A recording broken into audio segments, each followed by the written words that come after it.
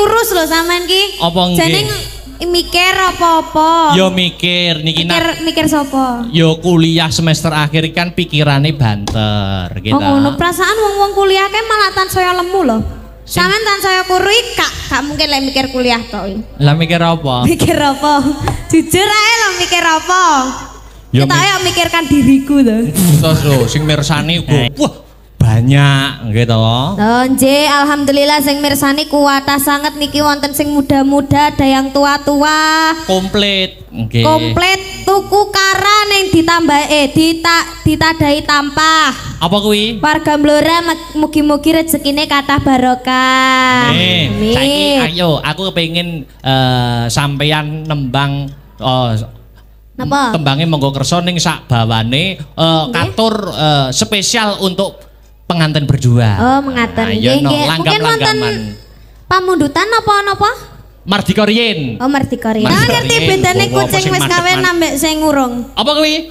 Lek kucing sing urung kawin ka to? Ngunine meow ngono ya ta? Sing wis mau. Ya padha karo sapi kuwi. Oh, sapi tunggale sapi mau to, Pak. Heeh. Kok sewengi kok sing dibasur departemen perkawinan Mas aku. Bakale berkah. Ayo bawa. Oh ngono bakali berkah. Heeh, dasare iki ana, dasare apa? Dasare iki ya sasine sasi ruwah. Oh, iki sasi sing becik, sasi sing apik kanggone wong tirakatan. Tirakatane wong Jawa ki nak siji melek ya to, loro luwe. Oh ngono, heeh, milih salah siji yen ora kuat melek ya luwe ya. Oh ngono, heeh. Ruwah ki saka Darwa dosoke ngluru arwah. Heeh. Iki apik digundungake para-para pepunden kang musumare no. Oh ngono ya, Mak. Heeh. Mergo sedelo maneh wis memasuki bulan Ramadan. Heeh. Bulan yang penuh berkah dan maghfirah. Betul? Heeh. Jenenge wae poso. Poso no. Ya. Yen mau ruwah iki mau ngluru arwah. Heeh. Lah yen poso ki pos ki mandeg. Oh ngono, so ki rasa. Dadi anak sajroning wulan Ramadan, sajroning wulan poso ki ora mung ngempet luwe, ya toh. Kang Sarto ngempet ngelak ning ya disuda kelakuan-kelakuan Kang Sarto tumindak sing kurang becik. Oh ngono, iri drengki serei ngrasani tanggane. Oh iya, iki disuda. Oh ngono, gunane apa? Ngempet luwe, ngempet ngelak. Heeh. Yen isih ngrasani, heeh, yen isih dengki, ayo. Ki ora ana paedahe, malah sing dientuk nggur luwe karo ngelak tok. Oh ngono, ora entuk no. Wah iya, ngeposke rasa. Heeh. Jenenge wae poso apa-apa sing nafsu sing bersifate keduniawian. Heeh. Iki disingkiri sawetara. Heeh, ora suwe subuh nganti magrib. Lah iya. Heeh, lah iya. Mangan ora entuk, heeh. Ngombe ora entuk, iya. Ngrasani ora entuk, dengki ora entuk. Sing wis bebojoan ya ora entuk tutung gentang tongdet. Oh iya, dilereni sik. Lah iya. Kecuali nek Mas Edi Pramono karo Mbak Anggun Safitri ki buka, lah monggo. Buka nek wis buka ki bebas. Lah iya. Iya ya Mak iya. Ha. Lek-lekan tirakatan derek memuji ya kuwi pinanganten kekalih. Heeh. Wujude tirakatan ya kuwi ditanggapke wayang. Ya kuwi karo Bapak Mulyono, Kang Sarto, Ibu Kasni. Heeh.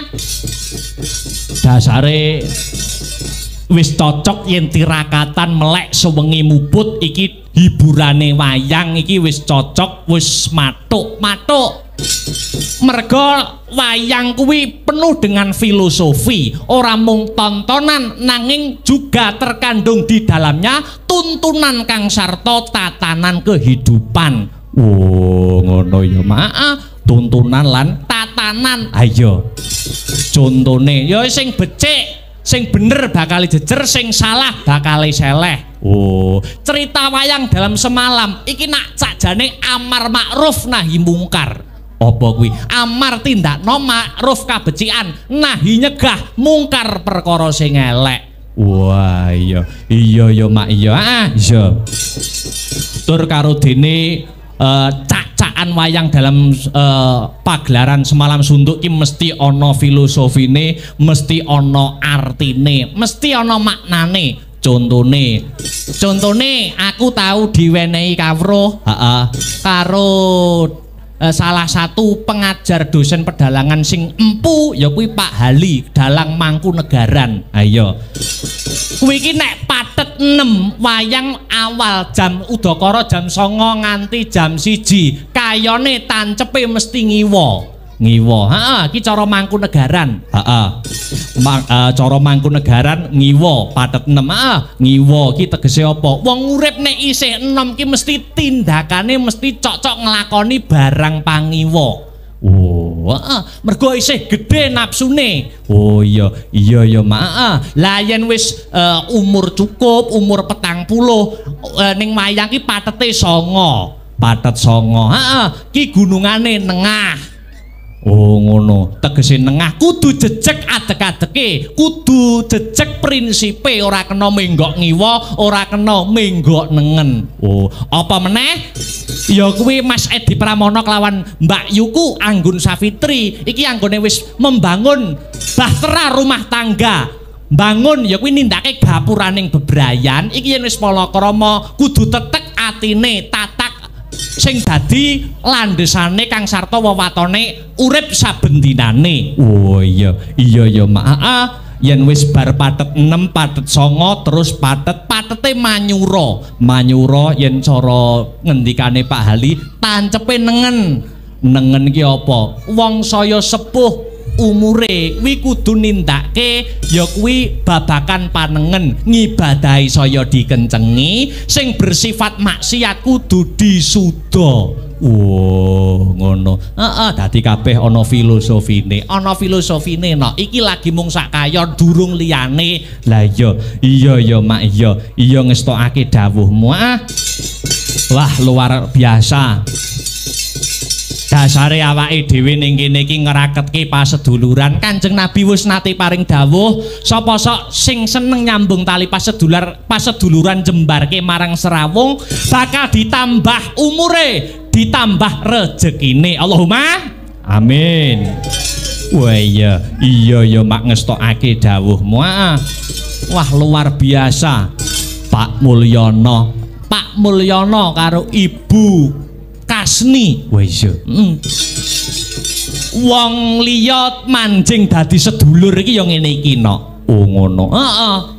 Pak Mulyono karo Ibu Kasni wis kaya sedulur dhewe. Buktine apa? Buktine kaya sedulur dhewe iki apa? Telepon karo pihak manajemen sanggar. Bukti nyata ya kuwi Pak Mulyono kelawan Ibu Kasni kuwi sedulure dhewe. Pas petung perkara iki jantenan ngenyange nduk.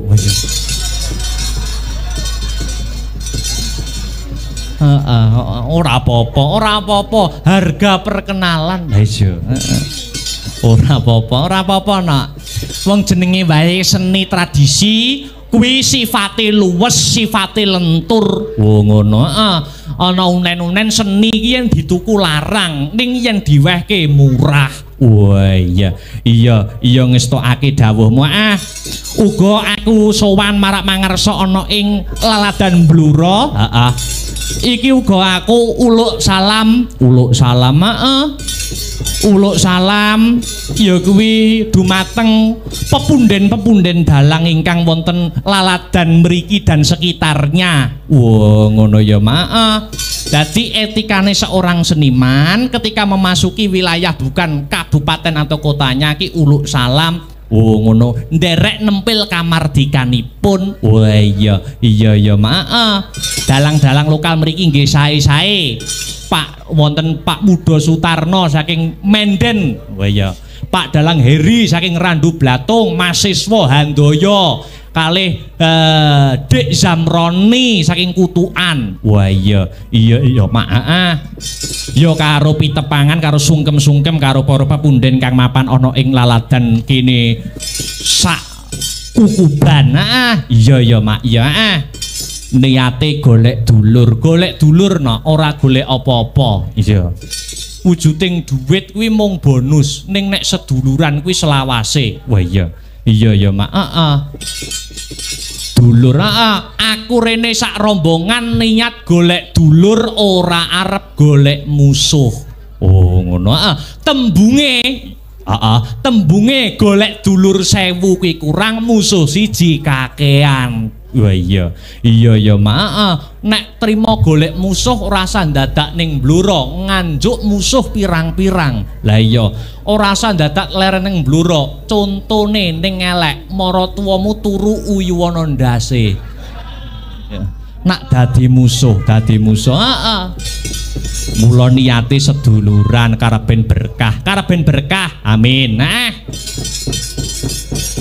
Tindingane Mbah ya. Didongakne temanten kekarone. Muga-muga pinanganten kekalih nggih Mbak Yu kula anggun sawitri kalih Kang Mas kula Edi Pramono antuka wahyuning jodoh bisa dadi keluarga kang sakinah mawaddah warahmah fid dunya hatal akhirah Allahumma amin. Simpang 5 Ria lapangan Pancasila Semarang ngumandang pranyata serbaguna swasana rame rakyat gede atine ing Jawa Tengah wis ragam ambangun jero kutha saking desa ngadesa saben dina minaya simpang 5 pikuna upacara keperluan umum simpang 5 Ria ing kutha Semarang.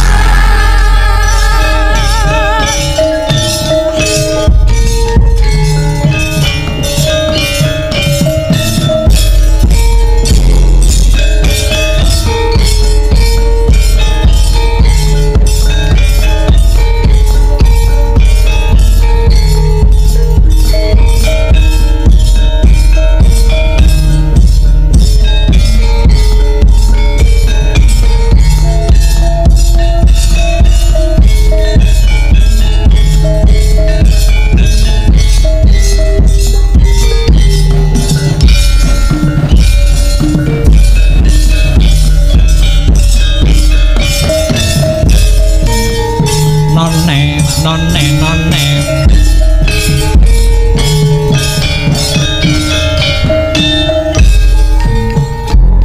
Simpang 5 Ria lapangan Pancasila Semarang ngumandang pranyata serbaguna prasana rame rakyat gede atine ing Jawa Tengah wis ambangun jero kutha mati desa ngadesa saben dina minaya simpang 5 pikuna upacara keperluan sekali lagi Mas Aryo simpang 5 Ria ing kutha Semarang.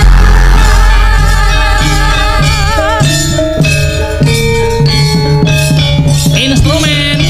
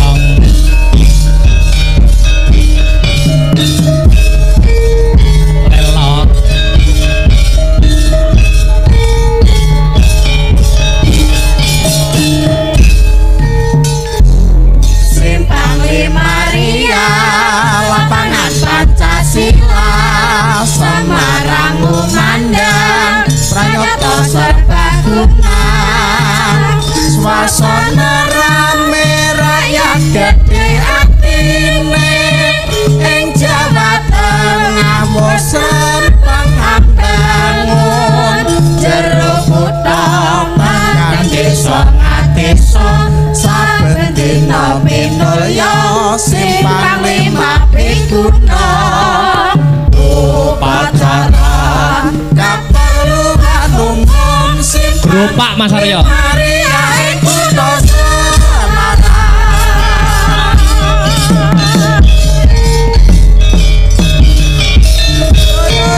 Penontone akeh mbludak kaya ngene no. Wah iya. Kamangka para sarjana ingkang sujaning budi wis maringake dawuh pituture piye? Dongane ya kuwi wong 40 kuwi padha karo dongane wali siji. Wah iya. Tadi iki sing kepareng ngrawuh pirang-pirang durung sing monitor lumantar live streaming paring donga muga-muga Mbak Ayu Anggun Safitri lan Mas Edi Pramono ayem tentrem anggone membangun bahtera rumah tangga. Wah iya maaf. Sadurunge aku munggah ana panggung kene iki mau, iya. Aku diparingi pesen karo ya kuwi salah sawijining pepunden ya kuwi untuk menyampaikan ular-ular kagem ingkang winungku kinurmatan pinanganten kekalih ya kuwi Mbak Yu Anggun Safitri lan Mas Edi Pramono. Oh ngono. Ular-ulare piyelinge sing mbok tampa saka pepunden mawono ing ngisor panggung piye? Ya kuwi sirikane wong omah-omah sing aja nganti dilakoni ya nok. Oh ngono. Ana 10 sirikan sing ora kena dilakoni anggone yen wis nempuh bebrayaning urip apa wae yung. Siji ya kuwi aja kulino nyepelekke siji lan sijine. Aja kulino nyepelekke siji lan sijine. Maknane kudu saling menghargai perasaan kang sarta atining pasangan. Wah iya. Ingang angka loro aja gedhekke sujana kang tanpa panaliti. Oh ngono. Dadi aja sujanan yen ora ana buktine. Kabeh kudu dirembuk, ana rembuk dirembuk, ana gunem dipecahkan bebarengan ya mak. Angka 3 ya kuwi aja gampang nyalahke. Aja gampang nyalahke. Sabanjure aja sungkan lan pekewuh mergo 90% orang yang sudah menikah kuwi 90% adalah komunikasi. Dadi komunikasi iki penting. Aja sungkan lan pekewuh. Sabanjure apa anane? Dadi aja di anak-anake nok. Oh ngono. Iya. Sabanjure ya kuwi aja gampang muring. Oh ngono ya mak. Kaya sing biyung kandhake mau ngarep. Dadi ana masalah dipecahkan berdua. Lah sabanjure apa biyung sirikane wong omah-omah. Sabanjure ya kuwi aja lelamisan nok. Aja lelamisan. Aja dikulinake mbujuk. Kabeh kudu matur apa anane. Oh iya. Iya. Sabanjure ya kuwi kudu ngudi kadiwasaning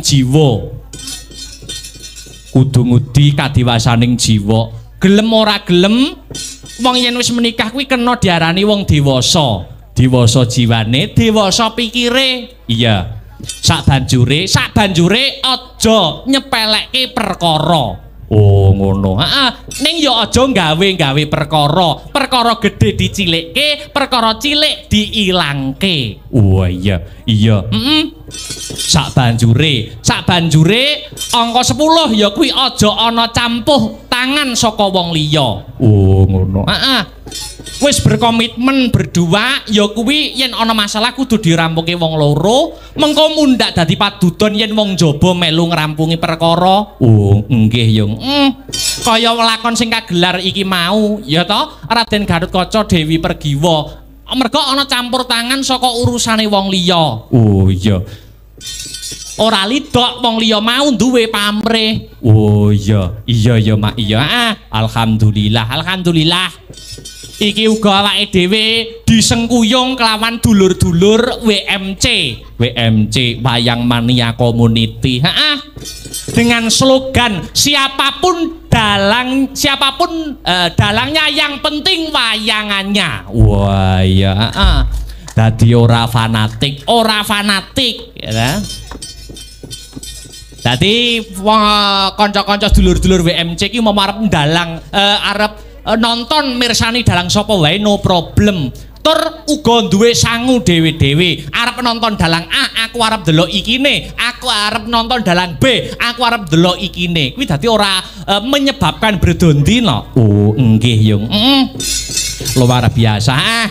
Pagelaran malam ini juga disiarkan monitor live streaming Joko Channel Asta Brata Media. Dadi sing ora kepareng rawuh, ora saged rawuh ana ing lokasi, saged memantau lumantar live streaming Asta Brata Media. Wah iya mong iya.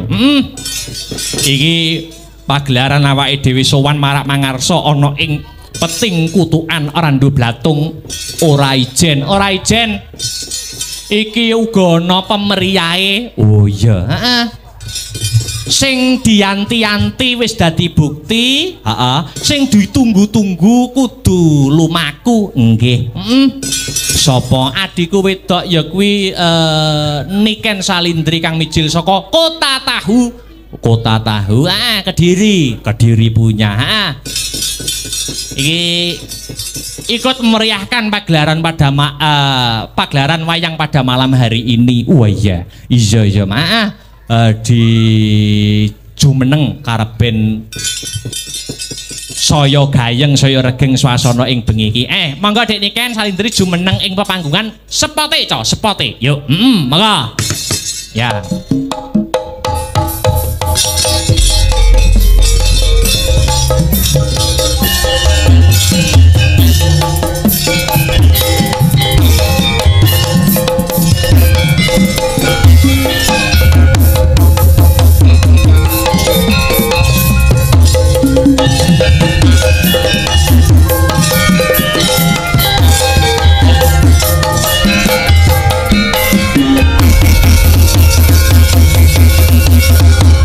Alhamdulillah. Wilujeng dalu selamat malam Dik Niken Salindri. Sugeng dalu Mas Akbar. Nggih. Ye, kita bisa ketemu lagi kawan. Ya. Apa kabar? Kabar baik, apa kabar juga? Aku juga baik. Wadah. Kok semakin muda sih? Masa toh? Makin kurus loh sampean ki. Apa nggih? Jane mikir apa-apa. Yo mikir niki mikir sapa? Yo kuliah semester akhir kan pikirane banter gitu. Oh ngono, perasaan wong-wong kuliah ke malah tansaya lemu loh. Sampeyan tansaya kurui gak mungkin lek mikir kuliah tok. Lah mikir apa? Mikir apa? Jujur ae lo mikir apa? Yo Kita ayo mikirkan diriku tuh. Ayam. Nggih, niki ketemu kita di Mblora. Di Mblora desane Dukuh Peting Kutukan. Randu Blatung. Nggih. Randu Blatung Blora nggih. Nggih, dalam rangka pernikahannya Mbak Anggun dan juga Mas Adi. Edi Pramono. Oh, Mas Edi. Nggih. Didoakan semoga menjadi keluarga yang sakinah mawaddah warahmah. Amin. Cepat diberi momongan. Nggih. Pernikahan itu adalah pahala yang sangat luar biasa, Mas Akbar. Amin. Nggih, Mbak Anggun juga harus setia nuruti karepe Mas Edi. Nah, itu sudah swarga, Mas. Sing ngendi to ki jane mantene ki? Yang Mbak Anggun pundi? Bubuk. Ya Allah ditanggapne babuk. Gak kuat. Malam pertama ini apa, Bu? Banter lek omong. Masa malah penasaran. Masa ditanggapne wayang kok mantene malah wayangan dhewe ning jero. Ya. Ayo Mas ndelok Mas. Rumangsaku kok.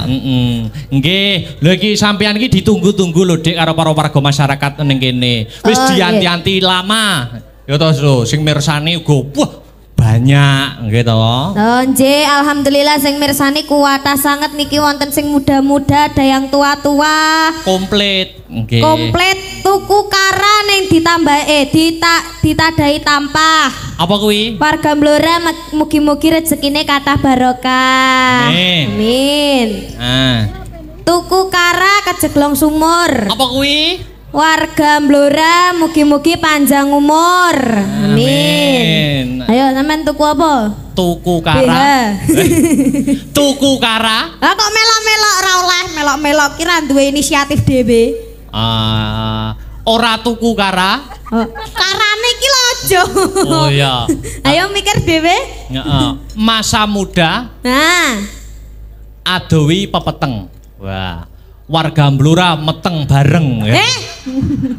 Kok ngono to ya aja. Bukan bayine iki lho sing maksudnya ndongakne ning panganten muga-muga ndang diberi cepat momongan. Amin. Ya ta. Nggih. Dari warga Blora teko penganten bareng ki lho. Maksudnya salah satunya yaitu Mbak Anggun ya dan ngono. Mas Hedi Pramono. Iya. Iya. Luar biasa. Kamangka aku mau krungu-krungu Dik Niken Salindri siang tadi tanggapan kita. Nggih. Teng laladan pundi, Dik? Di Boyolali. Lho, Boyolali tekan kene iki adoh, nggih to? Mboten. Pirang jam? 5 menit. Kuwi 5 menit iki numpak buruk apa piye kok? Tak tinggal bubuk. Oke. Lah Boyolali bot campur sari, Dik. Nggih, campur sari. Campur sari bengine melu ngregengke kahanan ning kene. Apa ya luar biasa, ya ta? Alhamdulillah Mas Dalang. Nggih. Saiki ayo aku kepengin sampeyan nembang Napa? Tembange monggo kersa ning sak bawane katur spesial untuk pengantin berdua. Oh, mengaten. Nggih, nggih. Mungkin wonten pamundutan napa?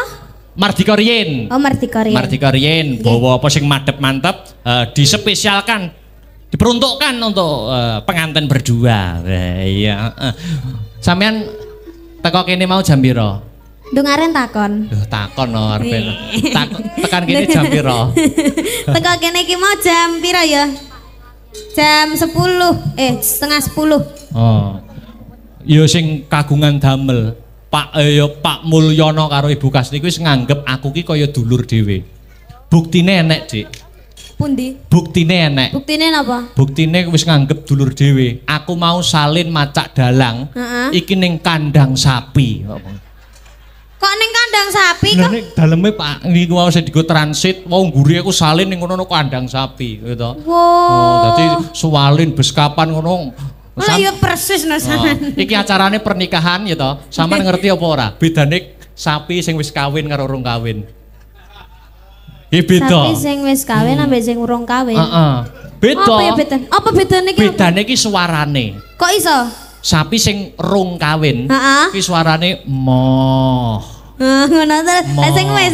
Sing wis kawin neh. Sampeyan yo ngerti to, Mas? Ngerti tak Wis tiliki. tau kawin mbek sapi ya? Hei. Tak kira. Mas Akbar ya lucu loh, deloken tak banyolane sapi kok kawin bareng ki lho. Lah ya gemes lho aku ki mbek diriku ki. Nek karo sapi karo kawin karo sapi anu klambine nguri cincing netokno. Cah cilik. Sampeyan ngerti bedane kucing wis kawin ambek sing urung? Apa kuwi? Lek kucing sing urung kawin ka to? Heeh. Munine miau ngono ya ta? Heeh. Sing wis mau. Ya padha karo sapi kuwi mau. Oh, sapi tunggale sapi mau to, Pak. Heeh. Kok sewengi kok sing dibasur departemen perkawinan Mas aku. Ayo bawa. Monggo pelok, silindro apa barang. Campur mawon. Waduh. Ayo.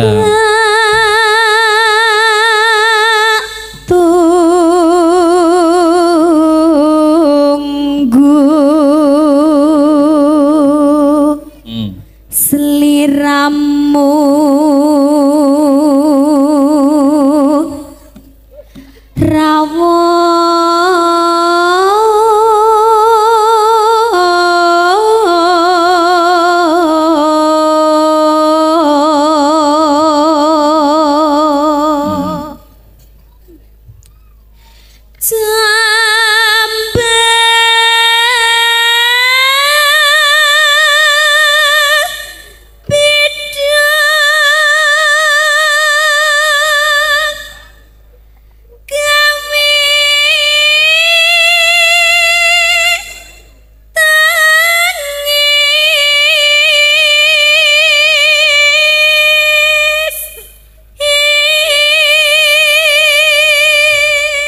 Dik Niken Salindri saya akeh kegiatan kudu saya sregep menjaga kesehatan. Nggih, Mas. Mergo seniman kini wis ketompo, yen wis laris ki sing paling angel kuwi menjaga kesehatan. Nggih, leres. Nah, kudu dijaga. Wes sakniki mboten teratur kok mame. Ya makane kudu teratur.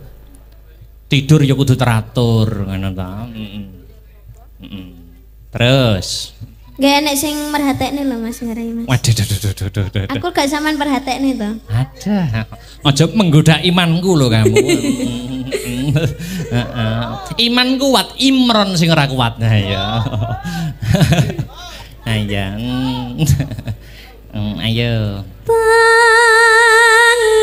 Tangis kang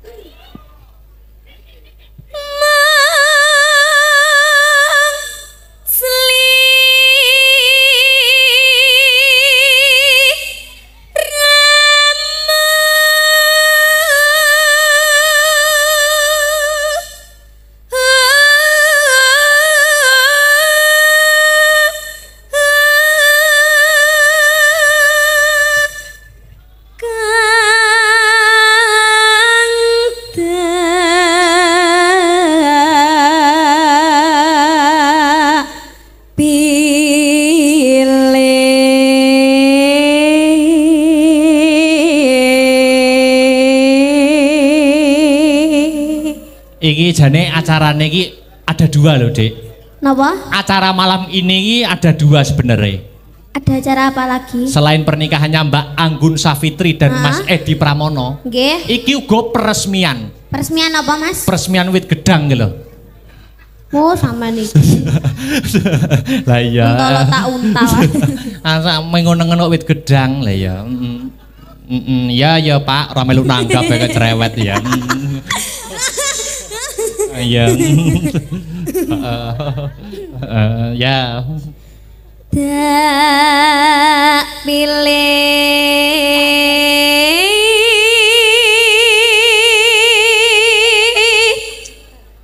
dunya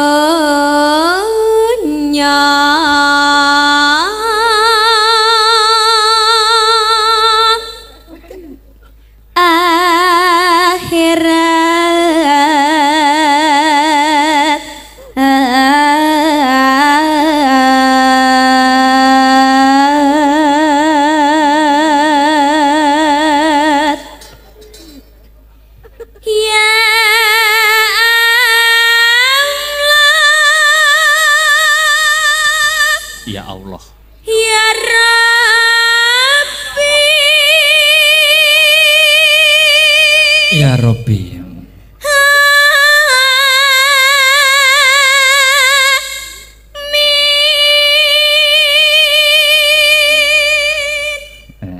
To sing ngwregil ndak sawang kayono barisan segelar sepapan jangkep gegamaning aprang. Kae sajae barisaning Sata Kurawa. Kurawa bosen urip. Aja karo nden gawe ing Galipapak ditakoni apa perlune. Ayo Pak Dik tak derekke.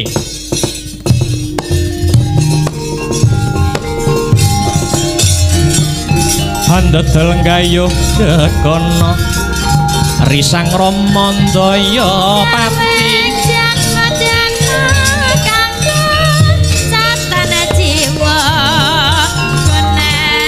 ana yaksa goncang krama namane wel katak sini jejagi jroning wareh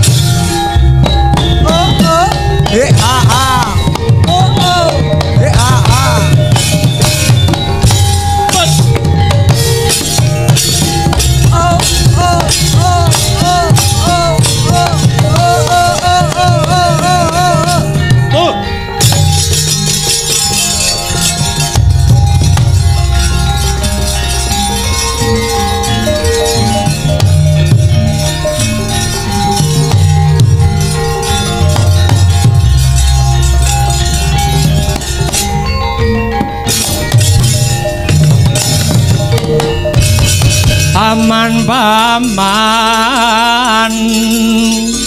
apa waratane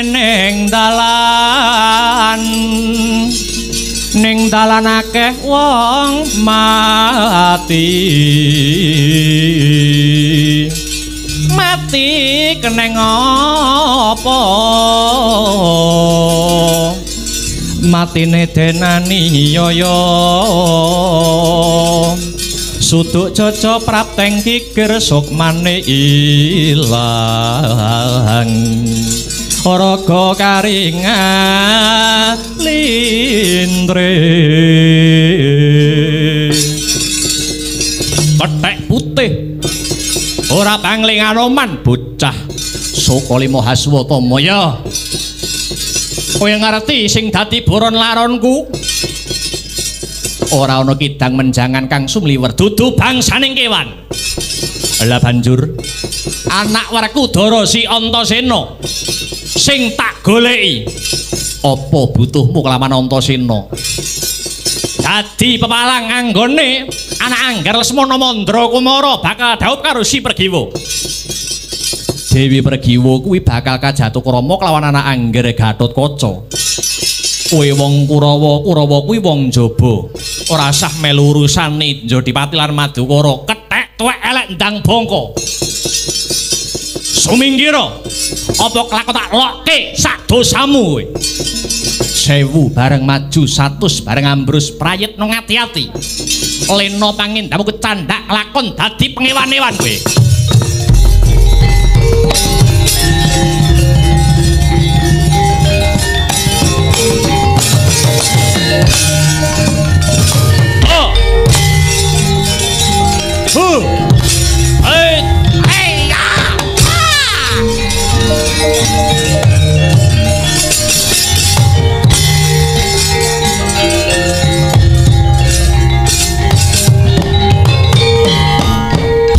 Ikatan nyamber walang tandangmu Hanoman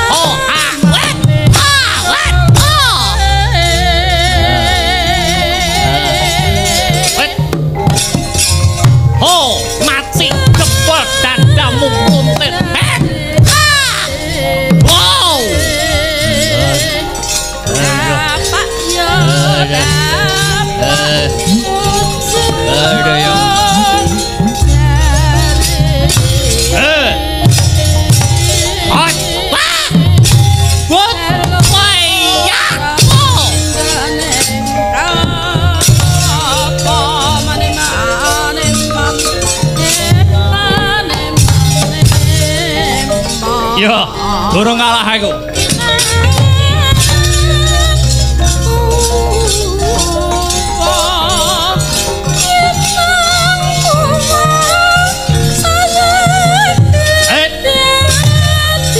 Oh, pet, cepol dadamu, mati.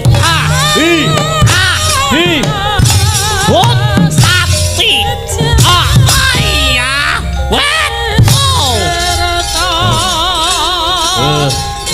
Iya. What?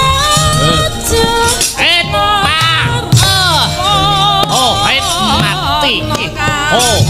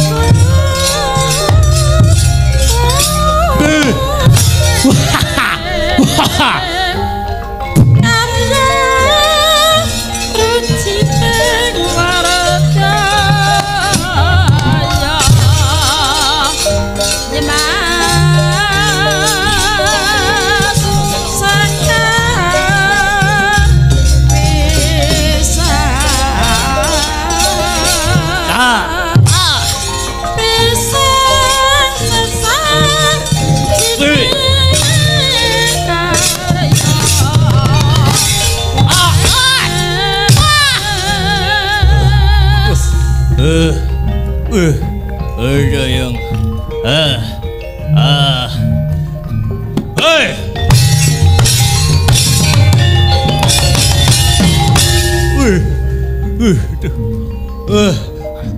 wet mati aku wet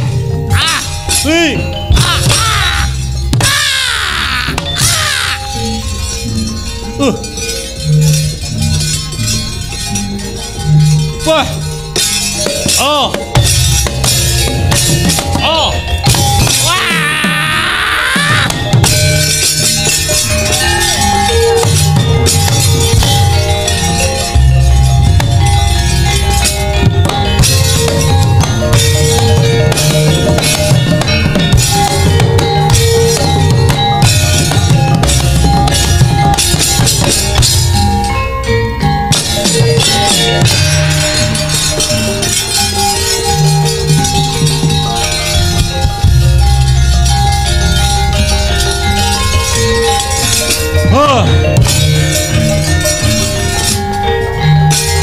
iki sing tak goleki Antasena Paman Kartomarmayu maju ke Prangarsa ngejak pirang dina ladeni ora bakal mundur jangkah cobanen wo otar ambruk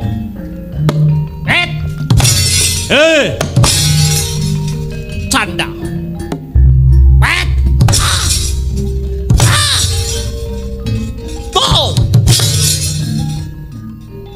macam-macam dengan saya.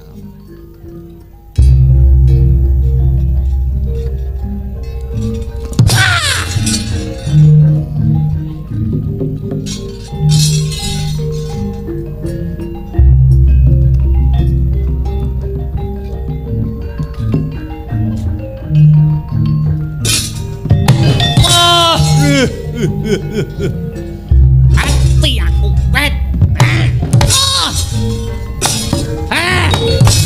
Oh.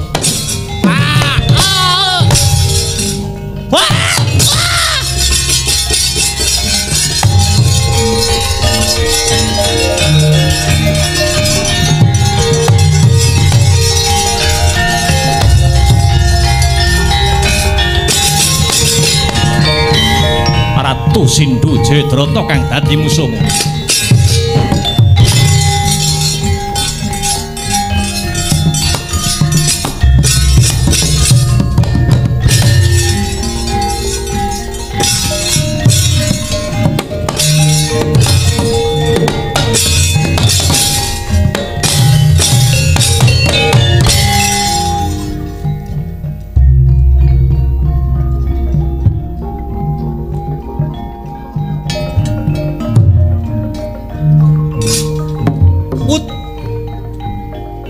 somak blunus. Lho. Bareng mlebu kok lemahe nutup neh. Mau buka lho, bareng mlebu kok nutup neh. Kok beda karo nggone wong omah ya? Angger ditutut nek mlongo.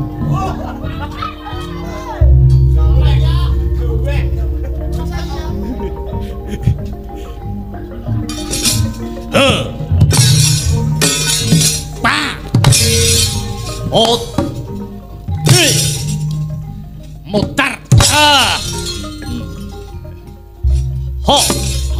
Het pat.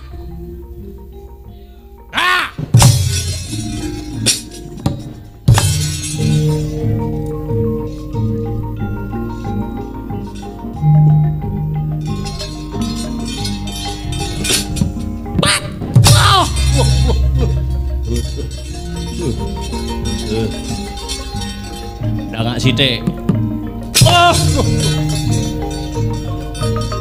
Dangak neh. Pisan kas.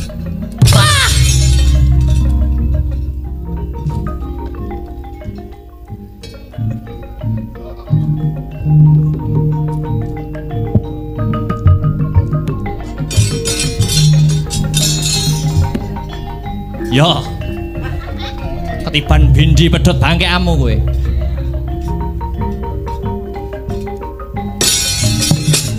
Ka.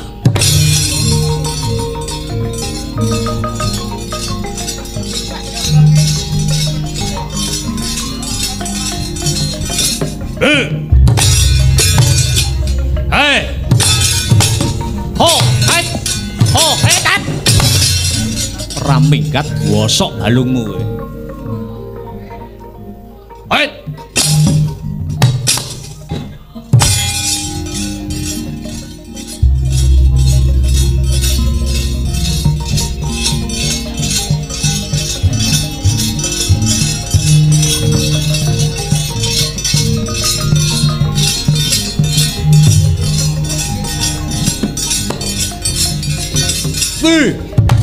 What? Wah! Oh! Mati weh.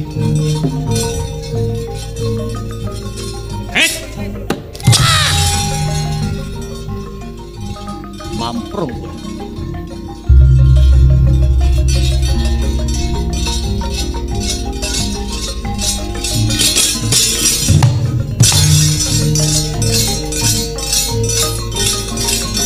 Hei!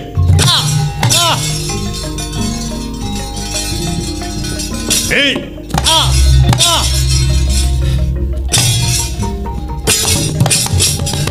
Hot!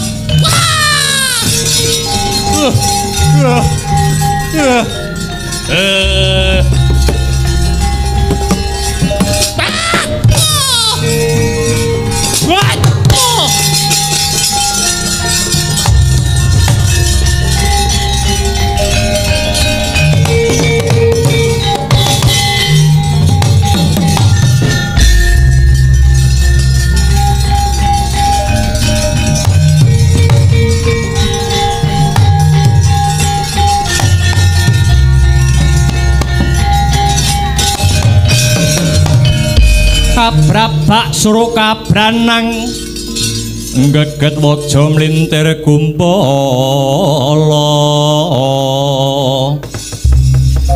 sugal wijiling sabto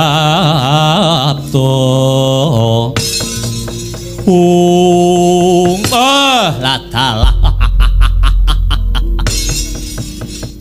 layak Antasena kemlinthi ana sing ndekengi jebule.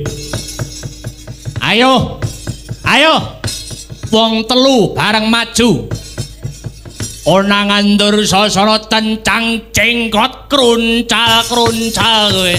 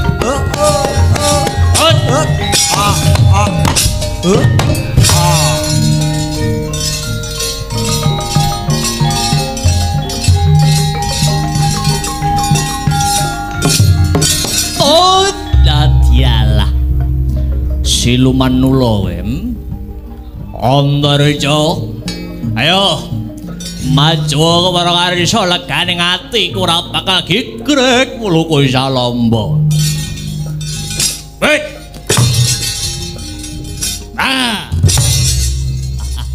yo pilihan le hot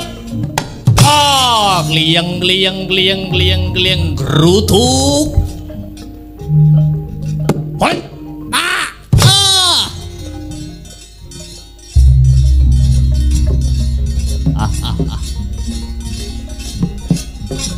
canda antemake canda kuwangake oi oi oi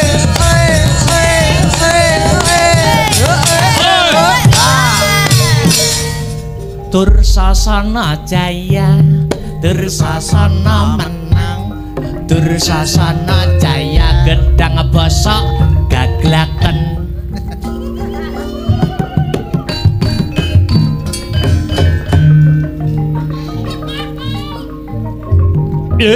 pikir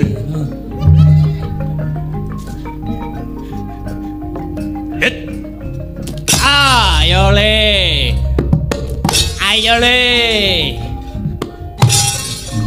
oh wah ayo kliang gerutuk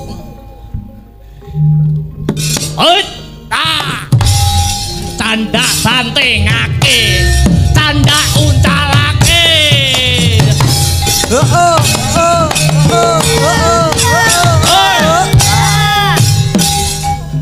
Dursasana jaya Dursasana menang Dursasana jaya Dursana menang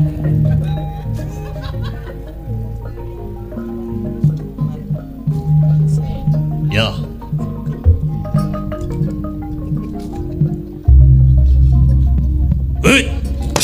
ayo teman-teman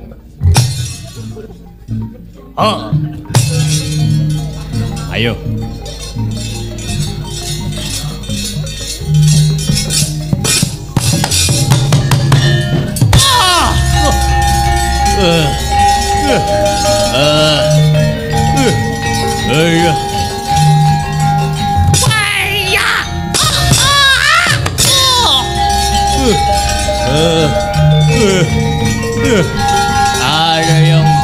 ada yang wush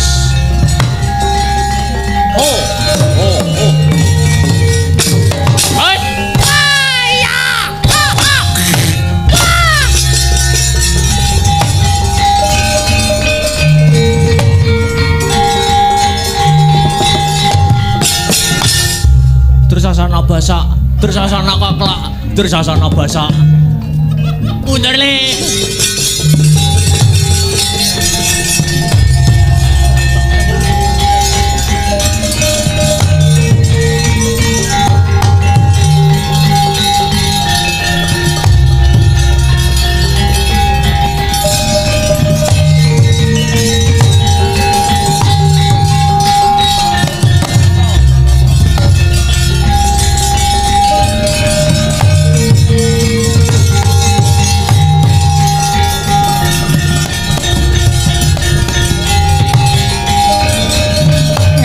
ketewasan Ndara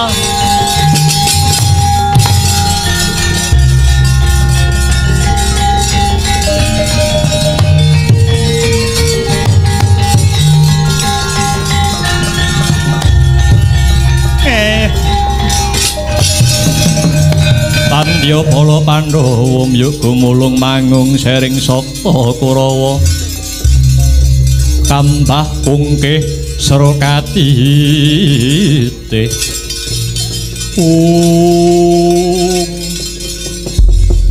Paman Sengguni lonjong mimis lampahipun mlaramingkus napasipun wonten perkawis menapa paman ngaturi ketiwasan nggih sajake si Antasena mboten trimah dedaupanipun Gatotkaca lan Pregiwa ketitik sak menika para Kurawa dipun ajar dipun pala gandhang Kurawa nyuwun pengayoman nggih Antasena murang tata tibani pusaka ora kendang derajat apa kuwi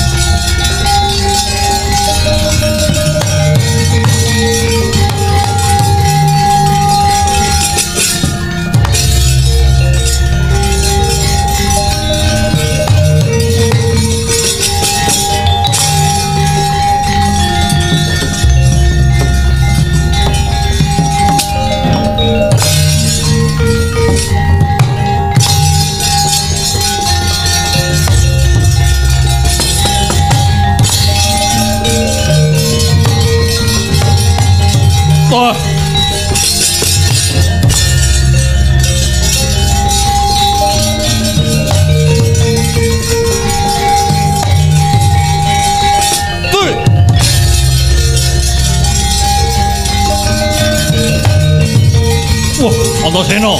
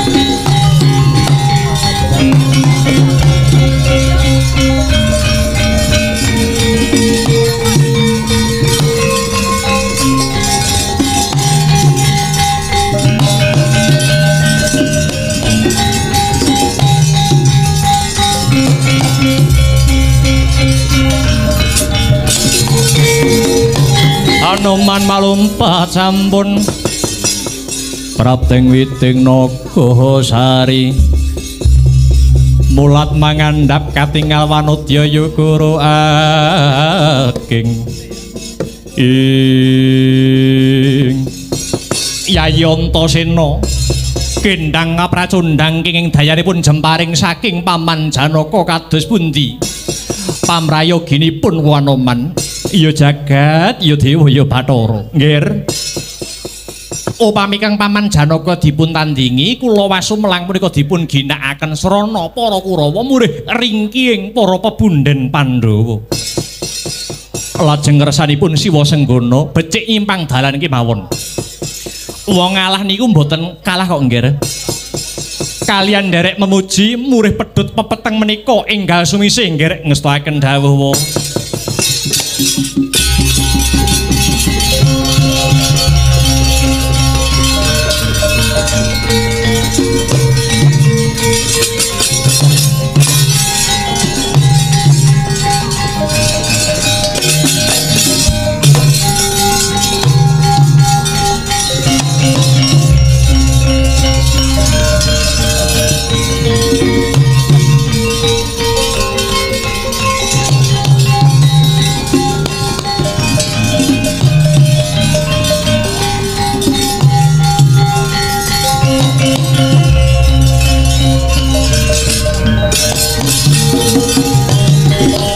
ana kitung rumat